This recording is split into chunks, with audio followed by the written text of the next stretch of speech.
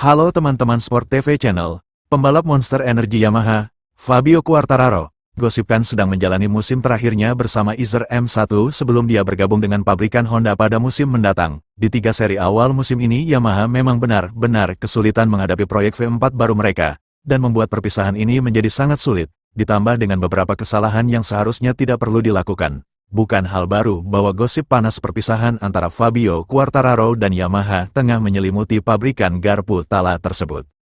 Pabrikan yang bermarkas di Iwata itu telah berupaya sekuat tenaga untuk mempertahankan pembalap Prancis itu, menggelontorkan dana yang tidak sedikit, dan mempertaruhkan segalanya pada proyek mesin V4 baru, sambil tetap mempertahankan M1 bermesin 4 silinder segaris yang telah membawa Quartararo meraih 12 kemenangan Grand Prix dan 1 gelar juara dunia. Namun, kemenangan terakhirnya terjadi pada GP Jerman di Sachsenring tahun 2022 sudah lama berlalu. Mengawali musim 2026 ini bersama Yamaha, pembalap Prancis itu baru mengumpulkan 6 poin dalam 3 akhir pekan balapan. Bisa dimaklumi bahwa sikap El Diablo sapaan akrab Quartararo semakin tidak sabar untuk meninggalkan Yamaha, mengingat semua orang di padok tahu bahwa ia adalah talenta luar biasa yang mampu mengalahkan rival manapun jika berada dalam kondisi teknis yang tepat.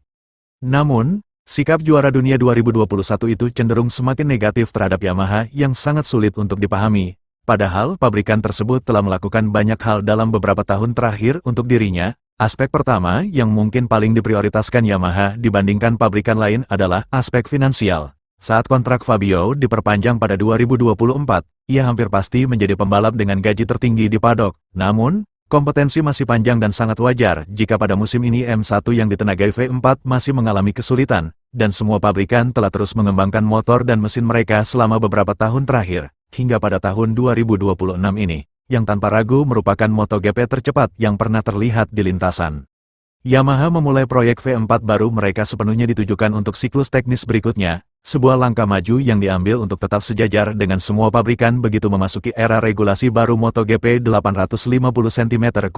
Ini bukan sekedar membangun mesin dengan konfigurasi berbeda, melainkan menciptakan proyek yang sepenuhnya baru, sebuah motor dengan sedikit sekali kesamaan teknis dibandingkan M1 sebelumnya yang dilengkapi mesin 4 silinder segaris, hal yang sering diungkapkan dalam beberapa tahun terakhir oleh Max Bartolini. Mungkin waktunya tepat secara absolut, tetapi jika kita mempertimbangkan hubungan antara Quartararo dan Yamaha, situasinya berbeda, ujarnya menambahkan. Fabio tetap bertahan karena akan segera memiliki motor yang lebih kompetitif. Namun pada faktanya semua berbeda dan masih membutuhkan lebih banyak waktu. Namun, pembalap Prancis itu sebenarnya bisa membuat keputusan pada akhir 2025, mengikat masa depannya dengan Yamaha setidaknya hingga akhir 2028. Yang seharusnya pabrikan Iwata itu bisa menepati semua janji yang telah dibuat dan juga memberi makna pada musim-musim sulit yang dilalui dengan M1. Memang benar bahwa Marc Marquez pun tidak mau menunggu hingga kontraknya yang bernilai jutaan dolar dengan Honda berakhir. Namun, Quartararo memilih Honda, yang tentu saja menawarkan pabrikan yang bisa memberikan jaminan apapun mengenai daya saing motor 2027. Belum ada tes kolektif yang dilakukan, tidak ada pembalap resmi yang telah mencoba motor tersebut, dan tidak ada yang bisa melakukannya sebelum tanggal 22 Juni.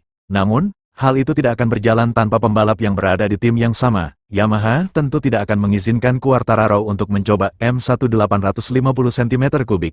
Begitu pula ia tidak akan bisa mencoba Honda 850 cm3 sebelum Valencia, pada akhir November. Jika dilihat dari sudut pandang yang tepat, Fabio Quartararo memilih proyek yang berbeda dengan meninggalkan pabrikan yang telah mempercayainya saat ia tampil kompetitif di oto-oto, meskipun ia belum tentu menjadi fenomena mutlak. Namun, Yamaha melakukan hal yang tepat saat itu, karena mereka memiliki talenta terbaik yang tersedia di tim mereka. Tentu saja sangat sulit memahami apa yang ada di pikiran seorang pembalap yang tahu dia bisa mengalahkan semua orang namun harus berjuang di barisan belakang.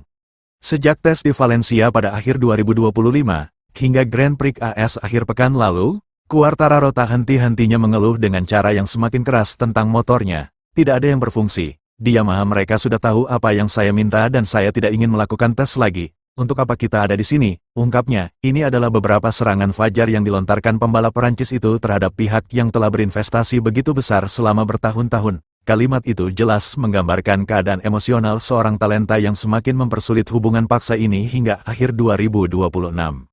Jika tetap di Yamaha, Quartararo akan memiliki kesempatan untuk menjadi bagian aktif dalam pengembangan motor 850 baru. Dengan kata lain, ia bisa membangun masa depan yang lebih cerah, bahkan mampu membuat musim-musim sulit yang dilalui bersama menjadi lebih dapat diterima. Namun, pembalap Prancis itu lebih memilih untuk pindah, sesuatu yang dapat dimengerti. Yamaha di masa lalu mampu mengambil langkah-langkah berani terhadap pembalap yang melampaui batas, seperti Maverick Vinales, yang dipecat pada pertengahan 2021 setelah berlebihan dalam ucapan dan tindakan.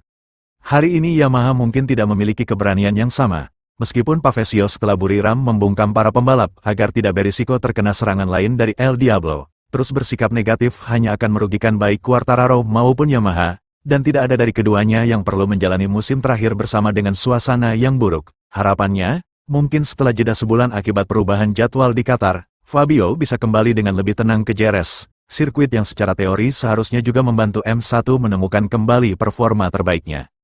Terima kasih sudah menonton video ini, jangan lupa klik tombol like kalau suka sama video ini, beritahu pendapatmu di kolom komentar, dan pastikan kamu sudah subscribe channel ini ya biar nggak ketinggalan video seru lainnya. Sampai jumpa di video berikutnya.